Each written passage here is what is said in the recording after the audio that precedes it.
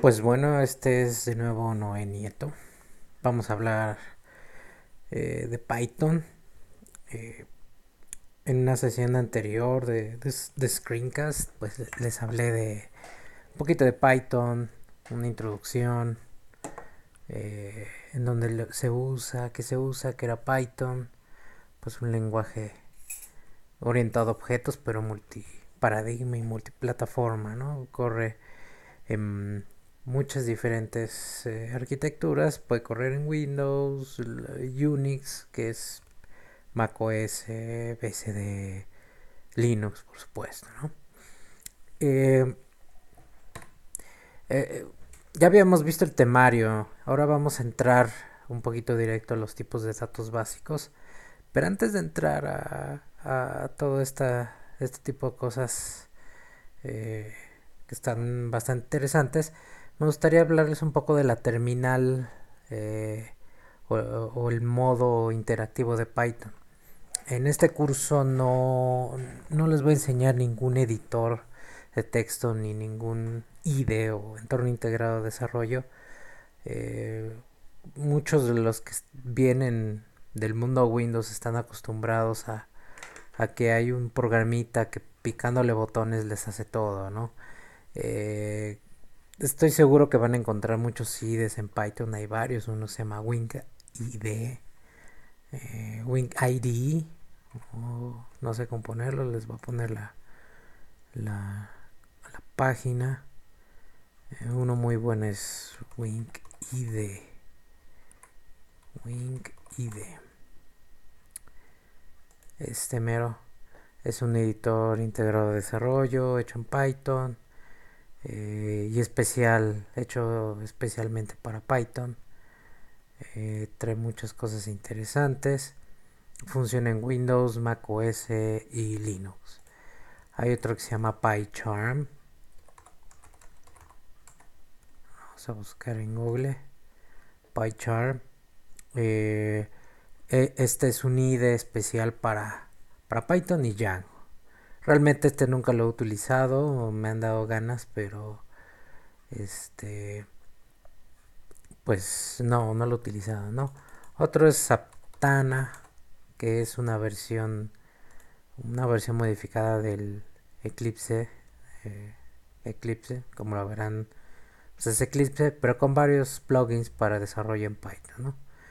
Eh, y en fin, ¿no? Yo, por ejemplo, uso un editor de texto que se llama Sublime, Sublime Text. Este es el editor de texto que utilizo. Es bastante bonito, bastante útil, pero no es un IDE, ¿no? Algunos utilizarán un editor de texto VI, otros utilizarán Notepad, Notepad 2, en fin, ¿no? Eh, para Windows debe de haber también muchas otras cosas. Yo no uso Windows. Espero que, que no les duela mucho, ¿no? A los que sean muy asiduos al Windows o macOS. Estos screencasts los estoy haciendo en Linux. Y para, regresando al punto, es que yo les quiero enseñar cómo usar Python desde la línea de comandos. Eso es básico porque no siempre van a tener ustedes la posibilidad de tener un IDE que se conecte a un servidor y ustedes puedan inspeccionar gráficamente cómo funciona el servidor, lo cual podría ser bastante útil, pero creo que la mejor forma de aprender Python es eh, poner un poquito de esfuerzo y tratar de aprender eh, la interfaz de línea de comandos, ¿no? Y también es bastante divertido, bastante... a mí me gusta mucho porque es muy interactivo. En Linux simplemente basta con ejecutar Python. Escribo Python, le doy Enter y inmediatamente me da eh, el intérprete de Python, ¿no? Como Python es un lenguaje orientado a objetos pero también dinámico, entonces quiere decir que puedo programar al vuelo, se podría decir, programar directamente sin tener que compilar, ¿no? Esa es una de las cosas interesantes. Al igual que JavaScript, que es también interpretado, podemos hacer cosas dinámicamente al vuelo, ¿no? Python tiene puede tener varias versiones. Por ejemplo, Python 2 se puede invocar como Python o Python 2, me regresa el mismo intérprete. La versión de este es 2.73. Y si se darán cuenta, también puedo ejecutar Python 2.7. ¿Por qué es eso? Porque simplemente puedo tener varias instalaciones de Python en el sistema. Por ejemplo, Python 3 y Python 2. Y quiero poder o tener la posibilidad de acceder a cualquiera de ellos, ¿no? En dado caso. Otra de las cosas importantes es que muchas de las utilerías del sistema, ahora que yo utilizo mucho Linux, que es Fedora, pero en Ubuntu también depende todo el sistema gráfico y muchas utilidades no gráficas dependen de la versión de Python. Eso es bien importante. Después vamos a ver qué pasa cuando dañamos este podemos dejar cuando dañamos este Python del sistema, que es posible. Pues podemos hacer que inclusive la computadora ya no vuelva a arrancar, ¿no? Gráficamente, o que el entorno gráfico ya arranque de nuevo, y pues eso nos va a dar muchos dolores de cabeza, ¿no? En, en macOS me imagino que debe de haber algo parecido, puesto que macOS trae por default un Python, ¿no? En Windows eso puede no ser un problema porque Python no viene integrado con el sistema operativo de esa manera. Pero aún así sí, algunas reglas como estas aplican, ¿no? Que puedes ejecutar diferentes versiones de Python en una sola máquina. Eh, bueno, ya vieron cómo se invoca Python desde la línea de comandos, pero también puedo hacer UCR bin Python.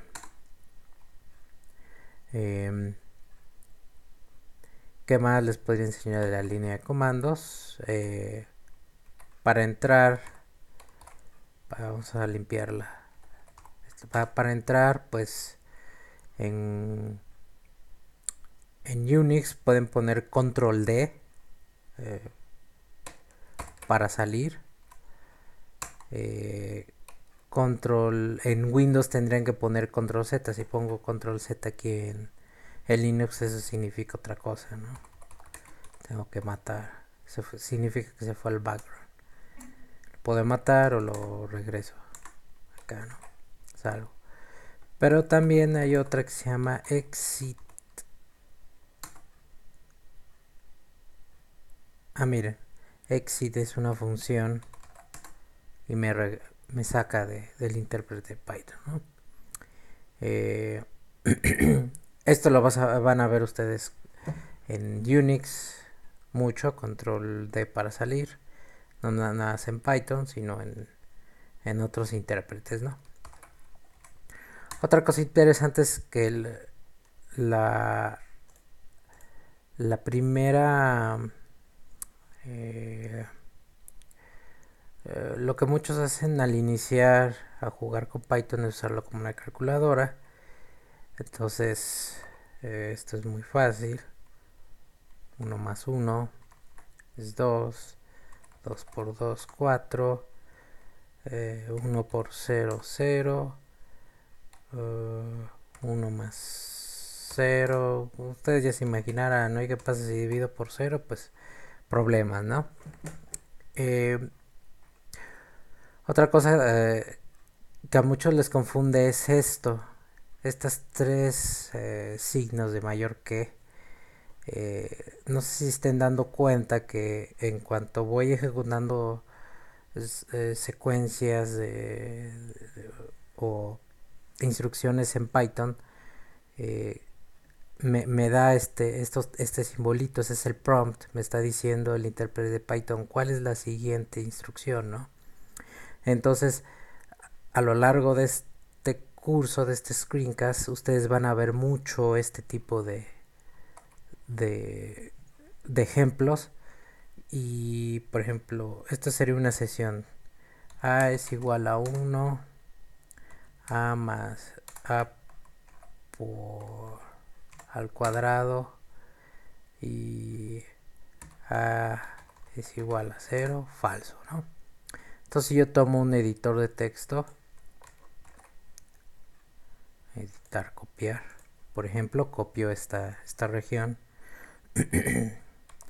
y lanzo, digamos, gedit y pego esto. Esto significa es una representación, una sesión en la línea de comandos. Ustedes van a ver mucho este tipo de, de, de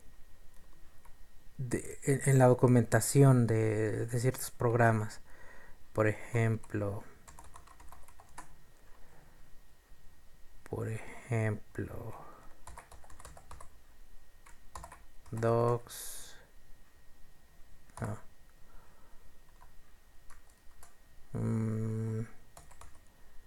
No, tampoco.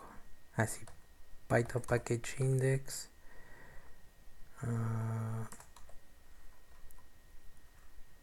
¿Qué les gusta? Por decir algo, una librería que uso mucho, ZC3 ¿no? Se dan cuenta, aquí está ejemplos de cómo hacer una sesión en una terminal. Entonces, si ustedes aprenden directamente a probar sus cosas en las terminales, van a poder leer esta documentación directamente sin que alguien se las tenga que interpretar, ¿no? Eso va a ser bastante útil para ustedes porque van a tener acceso a mucha más documentación que puedan aprender este lenguaje y muchas librerías importantes y útiles para que ustedes hagan más cosas, ¿no? Bueno, eso es suficiente. Vámonos fuera de Edit. Aquí dejamos nuestro Python funcionando. Y ahora sí, vamos de regreso a los tipos de datos básicos. Lo primero que aprendemos en Python son números. Los enteros generalmente son en base 10, pero también podemos tener binarios, ¿no? Flotantes, long. Pero también tenemos booleanos, ¿no? Entonces aquí yo les pongo la sesión en la línea de comandos de Python y simplemente les estoy diciendo que true, que es una constante en Python, es lo mismo que si inicializo si mando a llamar a la función bool con un eh, con un valor true, ¿no? Y lo mismo pasa, más bien aquí true no es lo mismo que false, ¿no? Espero que sea bastante eh, obvio esto. Lo mismo les estoy demostrando aquí, pues simplemente ciertas equivalencias, ¿no? Una literal entera de 100 es lo mismo que si inicializara yo un número entero con la función int con el número 100, ¿no? Entonces esto va a ser true. De una vez estamos aprendiendo a hacer comparaciones en Python. Lo mismo flotante, 100.1 es lo mismo que inicializar 100.1. ¿Qué diferencia un flotante de un entero? O, por ejemplo, en C podíamos declarar, teníamos que declarar las variables explícitamente como enteras o explícitamente como flotantes. Acá no. En Python tenemos un concepto que se llama doctyping, o que básicamente es que si algo camina como pato, hace como pato y se oye como pato, pues es un pato, ¿no? Un número 100 va a ser un entero porque simplemente parece un entero. Un número flotante, como el hecho de que tenga un punto, entonces Python lo toma como un flotante, ¿no? El long, las constantes de long tiene que tener una L parecido a C. Pero miren, aquí estamos haciendo algo diferente. Estamos inicializando un long con la función long, pero como parámetro de entrada le estamos metiendo un entero, ¿no? Entonces estas funciones aquí yo podría ponerle 100.1, ¿no? Y me va a inicializar un 100. Si no me creen, int 100.1 y me regresa 100, ¿no? Lo trunca, lo dice, sabes que dame la parte entera y no me importa las fracciones, ¿no? Esto es long.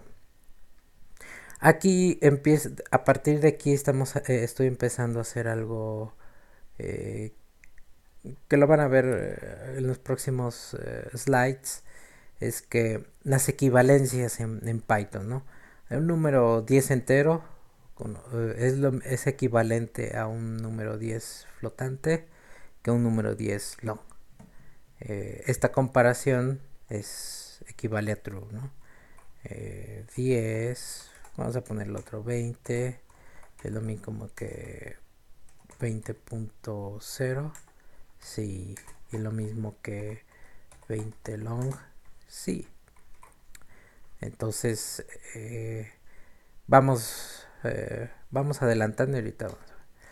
Entonces también en Python tenemos números octales, la constante es 010, 0 o 10 o 0 mayúscula o 10. Vamos a ver si está bien. 010 equivale a 8. 0 o 10 equivale a 8. Y 0 o mayúscula 10 equivale a 8 decimal, ¿no? Entonces son los octales. Y aquí seguimos haciendo la misma equivalencia, ¿no? El 10 entero, 10 flotante, 10 long, el 10 en formato octal y en otra representación del formato octal. Hay hexadecimal, ustedes sabrán el hexadecimal es 0x0a y es bastante flexible, pueden ustedes usar mayúsculas y minúsculas tanto en la X como en los A, B, C, D, F del hexadecimal. Y aquí tenemos nuestra propia pues la comparación, ¿no? Todos son equivalentes a 10. Ahora sí ahí se los dejo de tarea que ustedes lo chequen en su máquina. Pueden pausar este video, es lo bueno. Y Python tiene algo bien interesante que son los números complejos. Un número complejo consta de una parte entera, como aquí lo pongo con el mouse, y una parte imaginaria. Y ellos utilizan la J para poner la parte imaginaria, ¿no? A diferencia, creo que MATLAB se utiliza 2i, creo. Ya tiene años que no uso MATLAB. Esto es equivalente a ponerle paréntesis. Entonces, o mandar a llamar a la función complex, que también existe, y inicializarle el primer parámetro de esta función, de esta llamada, es la parte entera y la parte imaginaria, ¿no? Inclusive Python ya puede comparar algunas cosas, puede comparar números complejos con todos estos, ¿no? Esto 10 más 0j es obviamente un número entero, porque con parte imaginaria 0, ¿no? Pero además los complejos tienen algunas otras cosas curiosas que a mí me gustan, ¿no? Por ejemplo, 1.5 más 0.99j, ¿no? Entonces puedes multiplicar por 2. Como verán, si ustedes han hecho un poco de matemática con números complejos, se darán cuenta que es bastante útil. Pero no nada más multiplica, también resta. Vamos a ver, menos 1 o menos 0.7j, ¿no? O inclusive menos, vamos a ver qué pasa, menos 1, menos 34 más 7j. Ándale pues. ¿Y qué pasa si le hago esto? Es diferente. Entonces primero le resta 34 y después le suma 7J, ¿no? Y aún así es lo mismo. Aunque aquí varía en el número de ceros. Pero es lo mismo, ¿no? Inclusive puedes hacer división. Ya hacer una división de un número complejo es bastante tedioso haciendo la mano. Aquí Python lo hace, pues simplemente hacerlo como una cosa muy, muy, muy sencilla, ¿no? Inclusive puedes elevarlo al cuadrado, ¿no? O sacarle raíz cuadrada, no sé qué pasa, a lo mejor pasa algo, ¿no? En fin, esto es lo que puedes hacer con números complejos en Python. También puedes, en nuevas versiones de Python, eh, especialmente la 2.7, ya puedes declarar constantes binarias. Vamos a ver 0b10, 10. Ahí está, binarias, ¿no? No hay. Ahí está. Existe una función bin que te regresa una representación binaria de un número. Entonces, todos estos binarios complejo, octal, hexadecimal, flotante, pueden ser equivalentes, ¿no? Esa es la magia de Python, ¿no? Y no nada más Python, cualquier otro tipo de lenguaje puede hacer este tipo de comparaciones, excepto complejos. Pero hay algunos detallitos, ¿no? Que no van a ser arreglados en Python 2, tal vez en Python 3 sí los arreglen.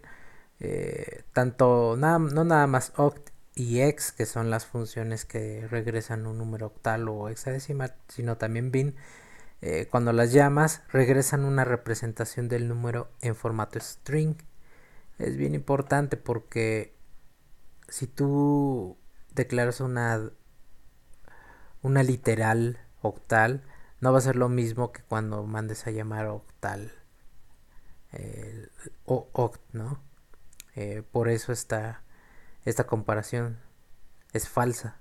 Pero dices, ¿pero por qué? Si es lo mismo, sí, pero es que oct regresa un string y no es lo mismo, ¿no? En JavaScript sí puedes hacer eso, poner 10 entre comillas, es igual entero 10, pero en Python no. De una vez ya estamos viendo cómo se formatean los strings, ¿no? Con comilla simple o comilla doble. Y lo mismo pasa con hexadecimal, ¿no? Entonces, si ustedes piensan que pueden utilizar hex, oct o bin, intercambiable, como si fuera un intercambio o equivalente de las literales, van a tener problemas, ¿no? Entonces es para tenerlos al tanto. Ok, bueno, ya vimos los tipos de datos, los números, ¿no? Los números básicos, por aquí está. Booleano entero, flotante, long, octal, hexadecimal, complejo, binario y algunos de sus problemas, ¿no? Otro de los tipos de datos básicos son las secuencias. Una secuencia es una lista ordenada de objetos o eventos. Por ahí creo que se lo saqué de la Wikipedia. A mí me gusta usar esta gráfica porque es un muestreo de una señal senoidal atenuada. eh, o sea, hay muchos puntitos, pero el orden de estos puntitos es básico, es eh, primordial para poder reconstruir esta función, ¿no? Y esto es lo que es una secuencia, ¿no? Es una secuencia de objetos o eventos, pero que están ordenados, que su posición con respecto a los otros elementos de esa lista, por ejemplo, es bastante importante. El primer, el primer tipo de dato básico es o de secuencia son las tuplas, ¿no? Esperen un segundo. Estoy de regreso, es que fui a tomar un poco de agua. Ustedes disculparán. Pero seguimos hablando de secuencias. La primera secuencia que vamos a estudiar es la tupla. Es una lista con un número limitado de objetos. Y en Python una tupla es una secuencia de valores subobjetos separados por comas. Y aquí es donde viene lo interesante. En Python todo es un objeto. Ya lo veremos un poquito más a detalle en, en los próximos slides. Pero eso quiere decir que inclusive los números enteros, los flotantes, eh, los, los complejos, todos son un objeto. Todos son objetos. Incluido el true, false, los booleanos, todos son objetos. Eh, entonces, lo que queremos decir es bien importante que una tupla, que es una secuencia de valores u objetos separados por comas, ¿no? Eso quiere decir que no nada más podemos tener numeritos metidos en una tupla, sino que podemos tener tuplas con objetos. Y esos objetos no tienen que ser exactamente del mismo tipo. Entonces podemos tener, como aquí, ¿no? Podemos tener un entero, un flotante, un entero pero en formato hexadecimal, otro entero, ¿no? Pero se dan cuenta, estamos mezclando enteros con flotantes, ¿no? Es la maravilla que nos da Python. Eh, es un lenguaje dinámico y orientado a objetos. Y todo es un objeto, ¿no? Aquí pasa 1, 2, 3, 4, así se declaran las tuplas eh, con paréntesis. Y las tuplas inclusive se pueden anidar.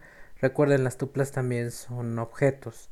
Entonces las tuplas pueden contener otros objetos, que pueden ser tuplas también. Entonces por eso hacemos este ejemplo, ¿no? 1, 2, 3, 4. El siguiente elemento es una tupla y el siguiente elemento es pues un número binario, ¿no? Eh, sí, una de las otra de las características importantes de las secuencias en Python es se le llama protocolo de slicing en inglés o rebanadas, yo le puse en español, e índices. Es bien importante ese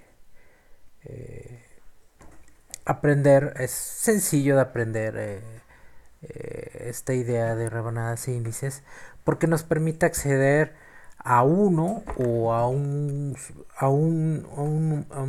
elemento que está dentro de la tupla en específico o, o a un subconjunto de elementos de, pues de la secuencia, ¿no? De la tupla. Por ejemplo, aquí tenemos una tupla muy sencilla, es 1, 2, 3, 4. Y el elemento cero es el uno, ¿no? Aquí está. Lástima que no tengo con qué rayar aquí o con qué hacer anotaciones. Pero esa es la idea, ¿no? Eh, si pusiera t de uno, pues saldría el 2, 3, 4. Vamos a probarlo, ¿no? En nuestra terminal. La t es igual a 1, 2, 3, 4. Esta es nuestra tupla. Entonces el elemento cero es uno, el elemento uno es 2, el elemento 3 y el elemento 4 error, ¿no? Porque no hay no hay más de 5 elementos ahí porque empezamos desde cero. Más agüita. Entonces podemos acceder arbitrariamente a cada uno de, lo- de los de los elementos que componen esta secuencia, ¿no? Eh, pero además hay ese es el protocolo de índices. Ahora el protocolo de rebanadas o de slicing es este. Quiere decir que dame el elemento desde el elemento 1, que es este, hasta el elemento 3. Antes del 3, que es este. Eh, a veces eso confunde un poco, ¿no? T, 1, 3. Pero T de 3 es 4, ¿no? Entonces es hasta antes de este, del 3. Entonces me va a dar este elemento y este. Me va a dar el elemento 2, el elemento 3, el elemento 4 ya no me lo da. Ahí está. Muy fácil. Hay otra manera de hacer índices, que es índices negativos. Se dan cuenta, T es esto, ¿no? Pero si es T de 1, ahí está. Pero T de menos 1, perdón, T de menos 1 es el 4. Cuando son índices negativos, quiere decir que Python va a empezar a contar desde el último hacia atrás. Entonces el último es 4, el penúltimo es 3, el antepenúltimo es 2 y el antepenúltimo es 1, ¿no? Y si es mucho mayor, pues el índice está fuera de rango, ¿no? Aquí pues no empieza desde 0, aquí sí hay hasta menos 4, a diferencia de T de 4, ¿no? Porque los positivos empiezan desde 0. También podemos hacer slicing de, de tuplas, ¿no? Básicamente le estamos diciendo, dame desde el elemento menos 3, que sería, este es menos 1, menos 2, menos 3, es este, y hasta el elemento menos 1, que es este, ¿no? Entonces otra vez nos va a dar el 2 y el 3. ¿Ok? También se pueden dejar abiertos las rebanadas. Esto es bastante útil porque básicamente le estamos diciendo, dame a partir del 2 todos hasta que termine. Entonces es muy bueno cuando no sabemos el tamaño de la tupla, ¿no? Te lo puedo decir, dame desde el 4 hasta que termine. Pues ya no hay nada a partir del 4, ¿no? Inclusive aquí no falla. T no tiene 5 elementos, tiene 4. Ni tiene 6 elementos. Entonces que hay a partir del 5 hasta que termine, nada, ¿no? Pero si le digo, dame desde el elemento 1, 2, 3, 4, se termina. ¿Se entiende? Espero que sí. Si no, pongan comentarios. Y aparte, acá hay otra cosa interesante que podemos hacer. eh, Realmente el hacer esta operación nos regresa otra tupla del mismo tipo, ¿no? Entonces podemos de alguna manera como que anidar o encadenar ciertas, el protocolo de rebanadas e índices es también bastante útil. Por ejemplo, en este último tenemos un subconjunto, ¿no? Sí, un subconjunto de este conjunto de números que resulta tener dos, ¿no? Entonces, a este subconjunto 3 de 4 decidimos sacarle el último, que sigue, que resulta ser menos 4. Pero, pero, ¿cómo es? 2. Aquí vamos. Menos 1, 4. Este es igualito que el original, no nos deja ver mucho. Pero ¿qué tal si lo hacemos en 1? Este no es lo mismo que este, porque simplemente nos está dando el elemento 1 de esta subsecuencia. Aquí está, 4. Este es el elemento 0 y este es el elemento 1. Bueno, las listas son bastante parecidas a las secuencias, en el sentido de que ambas tienen un montón de números. Parece que la lista puede tener un número ilimitado de objetos. Y una lista es una secuencia de valores, objetos separados por comas, pero delimitado por corchetes. Es lo que lo diferencia tanto en la sintaxis, pero también de manera interna.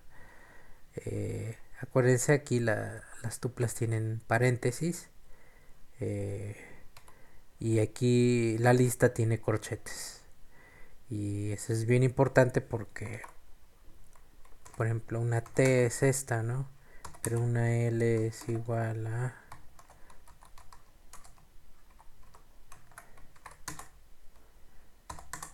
Vean cómo lo representa Python. Simplemente escribo el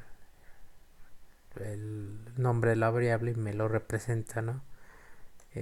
Lo representa con corchetes, aunque los dos tengan 4 elementos con enteros, etcétera, ¿no? Bueno, esto es básicamente la misma slide que les presenté para tuplas, pero nada más cambiado con que en lugar de paréntesis tenemos corchetes. Así que aquí se ve otra cosa. Las listas pueden contener tuplas y viceversa. Las tuplas pueden contener listas. Vamos a ver.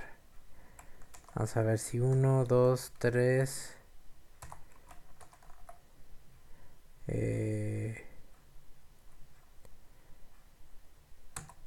466.6.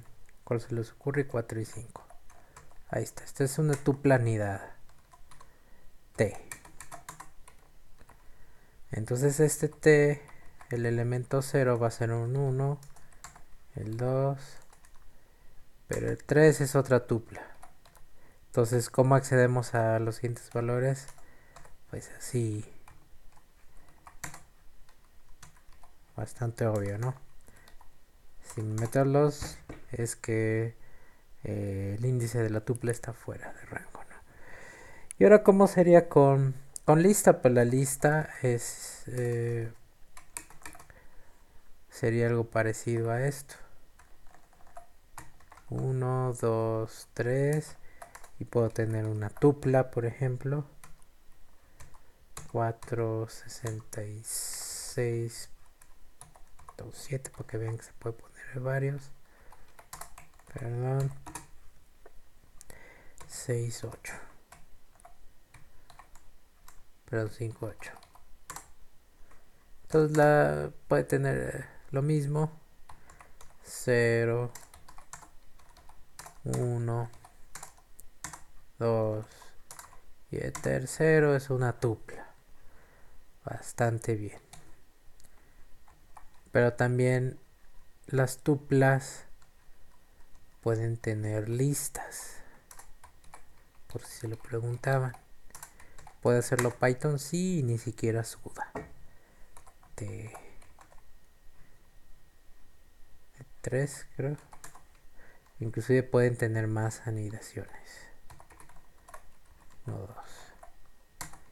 ¿Qué tal?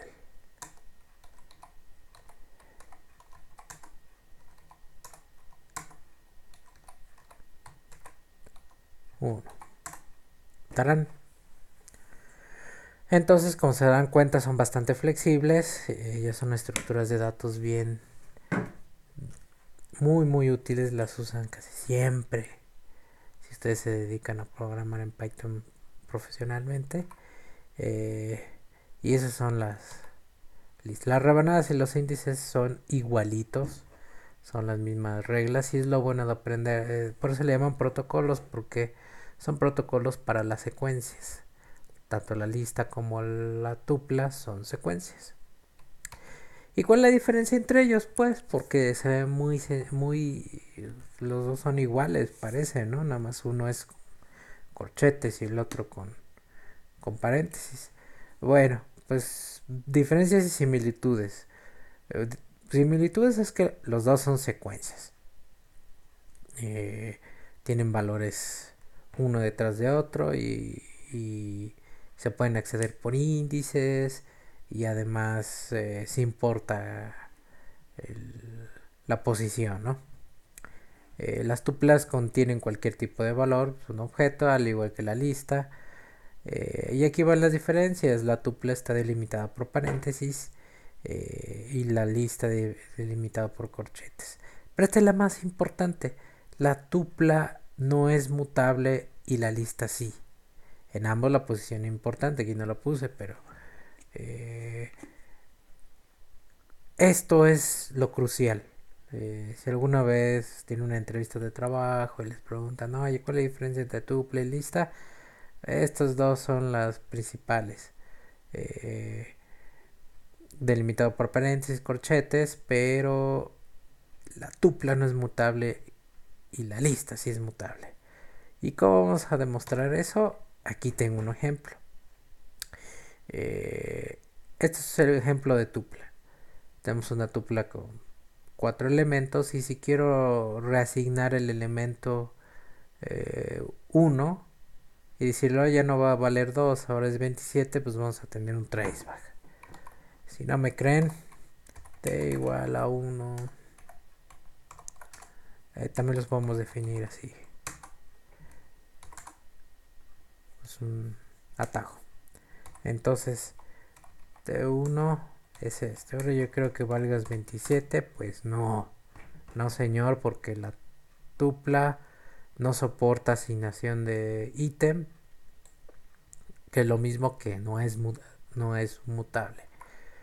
Eh, pero la lista, aquí en lugar de t debería ser L, pero ustedes entenderán. L es igual a 1, 2, 3, 4. Ahí está. Y que ahora quiero que el elemento 1 sea igual a 27. Sí, señor. Eso sí me lo deja hacer Python. Eh, Aquí está el ejercicio. Inclusive, como todo es un objeto, las listas tienen ciertos métodos bastante buenos y bastante útiles. Y uno de ellos es el método append. El método append es para meterle un elemento hasta el final de la lista. Eh, por ejemplo, tengo este, l.append. ¿Qué tal si yo le quiero meter una tupla u otra de estas?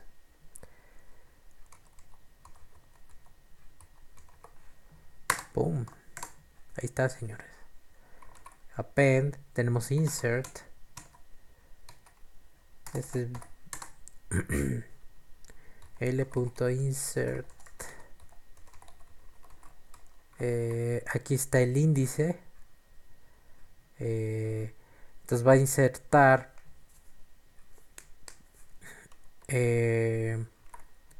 insert, o sea, al principio quiero que insertes 400. Boom. Ahí está. El insert. Empezando desde cero. Esto está mal. No lo he corregido, pero este debe de ser otra cosa. Por ejemplo, si quiero que a partir del 2 es 0, 1, 2. El 2 quiero que aparezca 555. Ahí está. Entonces lo mete en el 2 y los demás los empuja, ¿no? Hacia la derecha. Vamos a ver qué pasa si le pongo -1.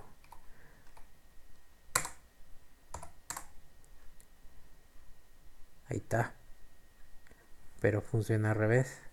Vamos a ver qué pasa si le hago 7 y -3. -3 este sería -1, -2, -3. Entonces a partir de aquí va a empujar los demás.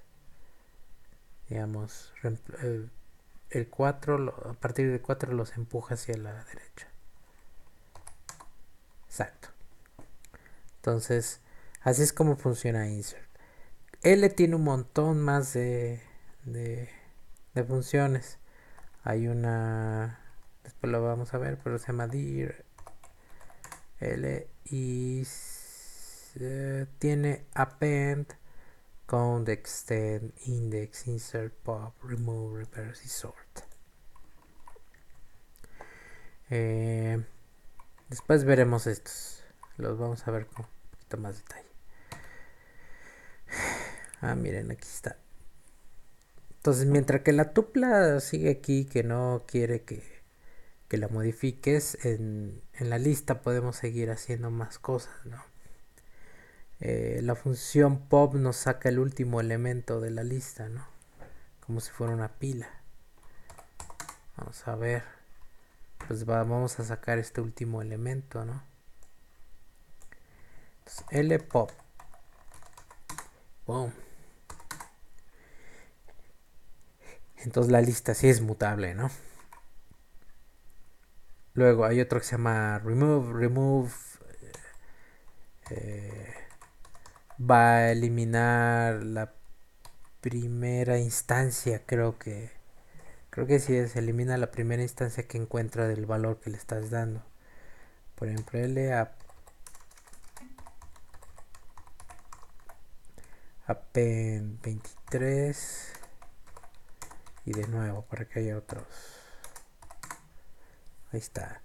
Entonces, y luego insert en el 2.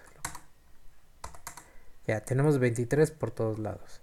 Entonces vamos a ver qué pasa cuando le digo L.remove. Si es este, mueve el 23 y tarán, quito este. Y le vuelvo a dar el L.remove, ahora va a quitar este. ¿Se dan cuenta? Es lo que hace remove. Hay otro que se llama sort. Sort. Y este modifica la lista y me la arregla, me la ordena automáticamente, ¿no? Esto es muy útil, muy útil. Se le pueden pasar diferentes parámetros a sort, creo. O si no, hay una función que se llama sorted de los built-ins de Python que te sirve para hacer cosas más avanzadas cuando quieres hacerle sort a algo un poco más complejo, ¿no? Pero esto demuestra ya la principal funcionalidad que tienen las listas, ¿no? Inclusive esta cosa, las listas tiene un reverse de reversa. Ahí está. Entonces la puso de reversa. Ya. Así de fácil. Bueno. Hay otro tipo de dato básico en el campo de secuencias que son las cadenas, ¿no? Las habíamos visto hasta ahora con demasiado detalle, pero no son nada del otro mundo. Son secuencias, se parecen mucho a las tuplas, es como si fuera una tupla, pero ahí sí las cadenas solo contienen caracteres. Aquí les estoy poniendo la equivalencia. Con esto estoy diciendo que las cadenas pueden usarse con comilla simple o comilla doble, y que estas son equivalentes a llamar a la función str. Pero la función str tiene algunas otras cosas. Por ejemplo, si le paso un parámetro L, va a convertir en una representación de cadena mi pues L, que era un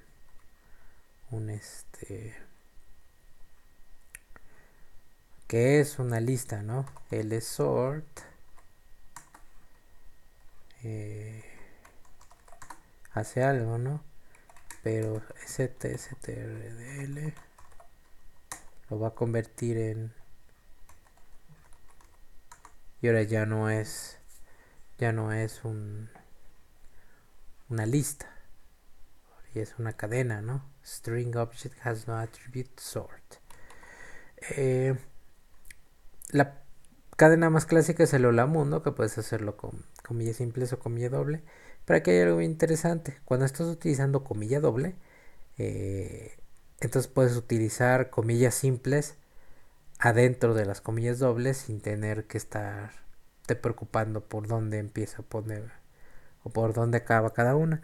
Lo mismo si utilizas comillas simples, puedes utilizar comilla doble adentro de la cadena sin ningún problema.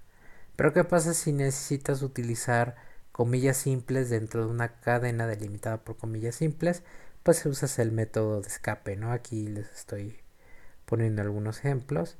Aquí una comilla doble dentro de una cadena delimitada por comilla simple es equivalente a, a esto, ¿no? Se utiliza el backslash, perdón,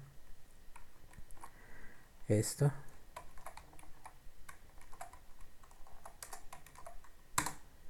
Esto equivale a esto, ¿no? Básicamente lo que me está diciendo Python. Esto lo van a usar muy mucho, así que practíquenlo mucho. Practíquenlo mucho ahí en su computadora hasta que les quede claro. Python tiene otro tipo de uso para las cadenas, son las cadenas con múltiples líneas. Estas pueden empezar, generalmente empiezan con tres comillas dobles, ¿no? Se puede también hacer con tres comillas simples, pero lo más común es usar tres comillas dobles.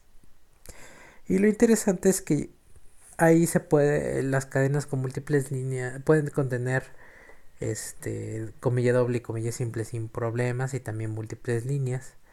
Es más, aquí la representación de eso, ¿no? Automáticamente ya le pone la diagonal n y le pone el escape a las comillas. Bueno, este ejemplo, aquí va un truquito del prompt de Python. Hay una variable que se llama guión bajo, que contiene, él siempre apunta al último resultado de la última operación. Entonces puede ser no, puede ser el resultado de la última operación. Aquí equivale a esta cadena, ¿no? ¿Qué más? Sí, las cadenas con acentos.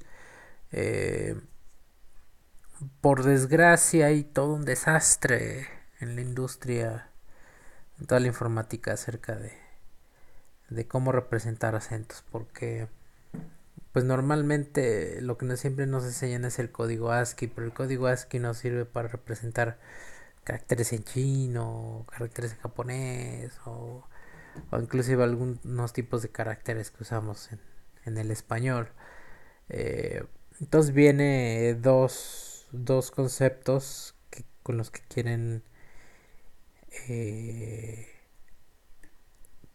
quieren arreglar este problema, y son UTF-8 y Unicode. Unicode ambos son formatos para representar binariamente pues caracteres que están más allá de que no se puede representar solamente con los 8 bytes o los 7 bytes del código ASCII que se utiliza. Por ejemplo, aquí hago un ejemplo, ¿no? No es lo mismo definir acentos en una cadena así normal y con una cadena U, que sería una cadena Unicode en Python. Se dan cuenta, la representación binaria es diferente, ¿no? Aquí hace algo rarísimo. Inclusive esto en un script de Python puede hacer que su programa truene, ¿no? Porque Python tal vez no tenga por default la codificación UTF-8 y la tenga en ASCII y les cause problemas, ¿no? Entonces, tarde o temprano van a tener que toparse con ese problema. En Python 3 ya lo arreglaron, todo es Unicode, pero mientras en Python 2, por desgracia, solo es... tienes que hacer la diferencia entre Unicode y ASCII o encoding por default del sistema. Las cadenas tienen soporte para rebanadas e índices. Aquí están los ejemplos en el Hola Mundo. Y, pero no son mutables, por desgracia. Aquí está un cuadro comparativo de todos, son secuencias, tupla, lista y cadena. La tupla y la lista contiene cualquier tipo de valor, pero la cadena solo contiene caracteres. No le puedes meter una lista dentro de una cadena, porque si no sería una tupla o una lista. La tupla está delimitado por paréntesis, la lista por corchetes y la cadena está delimitada por doble comilla o comilla simple. Las tuplas no es mutable, es inmutable, al igual que la cadena. La que sí es mutable es la lista.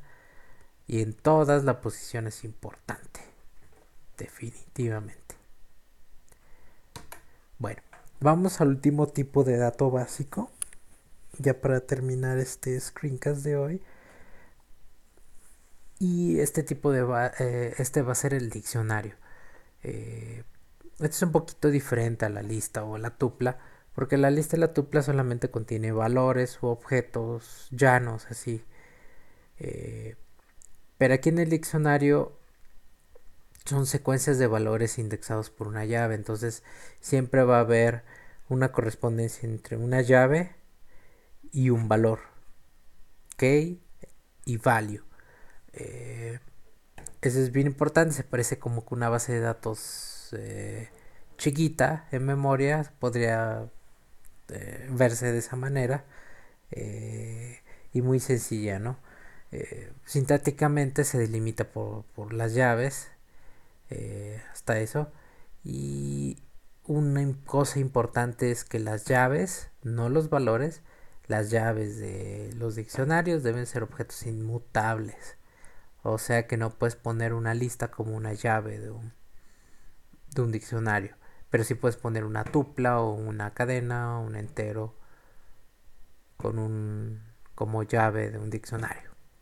Aquí está un ejemplo de un diccionario sencillo, ¿no? La llave es una cadena y el valor es var, otra cadena, ¿no? La llave es un entero y el valor es una, una cadena. Y aquí no hay índices.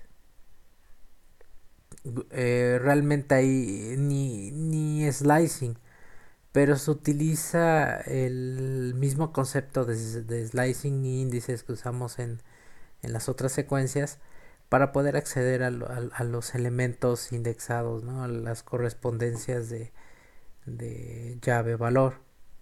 Por ejemplo, para acceder al valor de la llave 777 utilizamos la misma nomenclatura de rebanada y slicing, de índice, perdón. Los diccionarios son bastante flexibles, pero no responden a un índice, al igual que cuando usas una tupla o una lista. Si le das un índice que no existe, va a causar errores, y aquí está. Nada más que el error es diferente. Aquí es key error. Pero los diccionarios son mutables, entonces podemos inicializar o modificar el diccionario al vuelo, ¿no? Aquí, por ejemplo, estoy diciendo, pues primero no existe, ¿no? Usando como llave esa cadena que se llama no existe. Y ahora utilizo como llave una cadena que dice ahora sí y le asigno un valor. Entonces ya extendí, ya hice más grande ese diccionario y ahora ya tiene tres pares, ¿no? De llave valor. 777, fu, bar, ahora sí. Y otra cosa bien interesante es que no sé si dan cuenta que no está ordenado. Esa es una característica principal de los diccionarios, que no están ordenados. Y aquí es donde comparamos las secuencias. Eh, todas son secuencias. Quiere decir conjunto de valores dentro de un lugar, ¿no? Eh, la tupla contiene cualquier tipo de valor, igual que la lista, pero y el diccionario sí, y la cadena no. No contiene cualquier tipo de valor, solo contiene caracteres. El diccionario además tiene un requerimiento más, que es que contiene cualquier tipo de valor, pero las llaves deben de ser objetos inmutables, como un entero, un booleano, un, un lo que quiera, ¿no? Excepto cosas mutables. Las tuplas se delimitan por paréntesis, la lista por corchetes, la cadena se delimita por comilla simple o doble y el diccionario se delimita por corchetes. En las tuplas la posición es importante, al igual que la lista y la cadena. En el diccionario no. Nunca van a poder obtener la misma el mismo orden de elementos, ¿no? Hay en la librería estándar de Python un diccionario que se puede ordenar, pero ahorita no lo vamos a ver. Eh, bueno, es un poquito tarde, son las 12 de la noche y eso es todo por hoy. Yo creo que mañana vamos a dar una vista más a fondo, más en práctica de, de pues de cadenas, diccionarios, listas para utilizar el API. Entonces, pues quédense conectados en el próximo screencast. Así que eso es todo por hoy.